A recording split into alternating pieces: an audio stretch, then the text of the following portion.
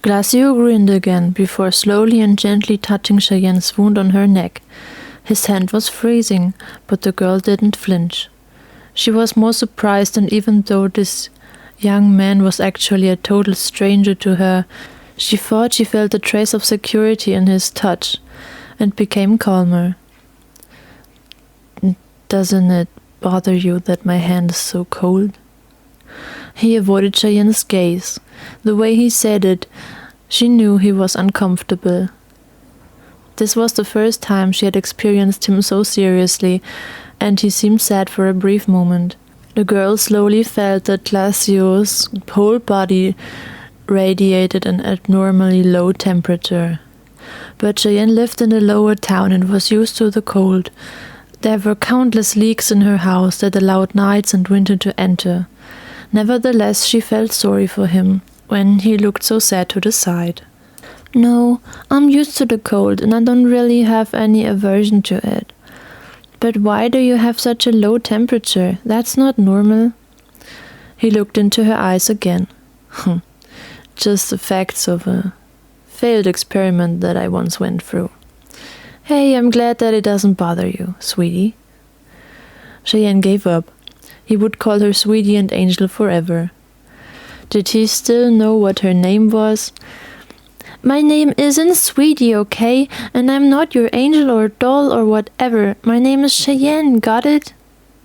But Glaczio still seemed glad that Cheyenne didn't seem to have a problem with his low temperature, and her resistance to his nicknames amused him. He smiled, and for the girl this was a clear sign that he would not stop giving her these names. She would learn to ignore it and get used to it. Cheyenne wondered how long the young man would be with her. Although he was the most annoying guy she had ever met, she still liked him somewhere, somehow, a little bit, and was glad that she had met him. After all, he helped her. But of course the girl did not forget that her friend Xava had promised to meet her in the village of Saralay, and therefore she wanted to get there as soon as possible, as soon as she and her companions felt better. However, she had no idea where this village was and how she would get there. Cheyenne would simply ask her new acquaintance later. Now, at last, she was allowed to see the healing spell. Glaczio closed his eyes, and on the ground at his feet appeared a white magic circle, which turned, and from the middle of which a kind of white fire emerged. It traveled over the young man's body to Cheyenne's wound, where it burned briefly, coldly, and a little painfully. "Something with the color white again? In the end, it's not a trademark of the Knights. Or why do I see it here again? This white fire just looks like the white mist that surrounded that wolf that attacked Adocast earlier. Is this even fog or fire? I should ask Glaczio. He certainly knows that." Glaczio, how exactly do these healing spells work, and what kind of white fog is this?" The young man just took Cheyenne's hands and cast the healing spell there as well. Her wounds had completely healed and disappeared as if they had never been there. She thanked him, and then he explained to her what she wanted to know. "I use a healing spell to transform the LUMENIUM from the environment into the body's own, and then let it flow into the bodies of the wounded. So the body's own LUMENIUM does not have to be produced in your body to heal the wound, because I provided to it, and an immediate wound healing occurs. The white fog, as you call it, is LUMENIUM, which I just sourced from Earth."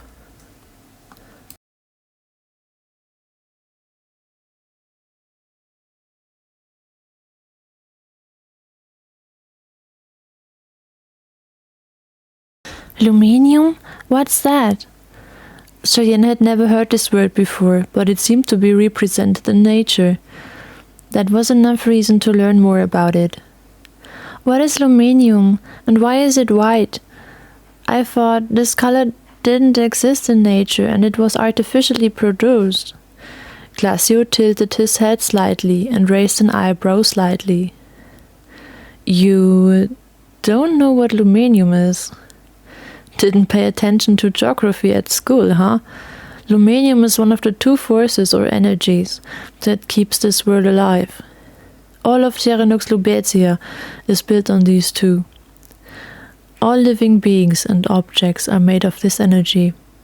The lumenium is responsible for the shape of something, so for example your body is made of this force, or a tree or a sword. Each physical form is made from lumenium. The second force, UMBRAURORE, is responsible for all life. It forms our souls and our will to live, ensures that trees and plants grow, and if someone has an enormous amount of UMBRAURORE in his body, he is able to work elemental magic. So as an example, I can think of only one thing that you might know. Surely you've ever seen those street performers creating fireballs and making them dance in the air. These fireballs arise from their body's own environment. Lumenium is white in its unphysical form, until it takes the form of something, and UMBRAURORE, if not transformed into magic, is black. I hope I was able to answer your question. He winked at the stunned Cheyenne. She had not expected so much knowledge. In addition, Glaczio had explained it in such a way that she really understood it. The reason for her ignorance was probably because she had never attended school and her grandparents had taught her everything so far. But it seemed they had not known everything either. But he couldn't know that, and the girl didn't want to tell him yet. She already felt quite ignorant. Cheyenne was grateful that he had explained this to her. Maybe she would ask the young man later what it was about that lumenium wolf she had seen. He would certainly know this too. In the twinkling of an eye, Glaczio also healed the injuries of Cheyenne's two four-legged friends, and then sat down next to her again on the stairs. Now he surely wanted for her to keep her promise and tell him what had happened. She was exactly right in her guess. So, pretty angel, then tell me what happened to you. You have my full attention, sweetie. Cheyenne closed her eyes briefly to think about how she would begin the story. Then she came up with an approach and lowered her gaze until she only saw her feet. So, a promise is a promise. I'll tell you everything what happened to me last night. But it's not so nice, and forgive me if I have to take a break from speaking from time to time, to collect myself again. Well, then I'll start now. Actually, yesterday everything was as usual. I got up, I helped my grandmother a little bit in the household. I lived with my grandparents until yesterday. Then met briefly with my best friend Xaver, and then rode out with my horse. It's called Falconheart, by the way. Adokas, my fairy wolf, came along as always. I wanted to be back in the afternoon to help grandfather at the market. Until then I rode to my favorite place and unfortunately fell asleep there. Adokas woke me up at some point, but there were almost no chroma stars left in the sky. So I had overslept and the market was certainly already over. I thought to myself that grandfather would surely be angry with me and would already have prepared some moral sermon because of being late when I rode home as quickly as possible.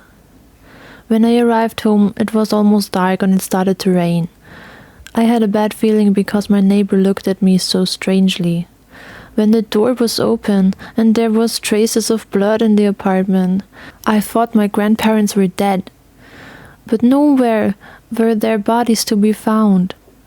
And I could have imagined right away that the knights were there and wanted to collect taxes, but we had no money to pay them. A few weeks ago there was a storm that had destroyed most of our harvests, and grandfather could no longer earn much money on the market with the rest of it. But I was so confused at the moment that I couldn't think clearly. Luckily, Xaver came and stood by me. We then asked my neighbor Rosie if she had seen something. Of course she had noticed something, because my grandmother had been her best friend. Anyway, she said that my grandparents had been taken to the laboratory near the capital, gave me a small scroll that my grandmother had entrusted to her, and told Rosie to give it to me. But I really didn't care about that paper at the moment. I rode to the laboratory to free my grandparents. Xaver accompanied me. The building was of course guarded, so we had difficulties getting inside. 2 out of 3 guards could be distracted by Adokas, but the 3rd caught me and gave me the wounds you just healed. Thanks again for that. If Xaver hadn't been there to took out one of the guards with his sword, I would be dead now. Then we got into the building through his cleverness, and actually, I should have noticed something, because there was no one to see in the whole complex. Normally it would have been teeming with explorers and knights. But I suspected they were all asleep. After all, it was night, and I didn't think about it any further. Then we came to this horrible research room, where a researcher made an announcement coincidentally exactly with the whereabouts of my grandparents. It should have seemed weird to me, but I just ran to my grandparents and was happy to see them alive. Cheyenne paused, for she trembled again, as she had to recall the terrible events she wanted to repress.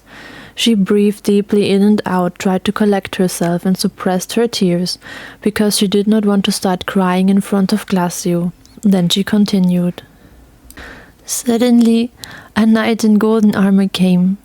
He had 6 other knights with him.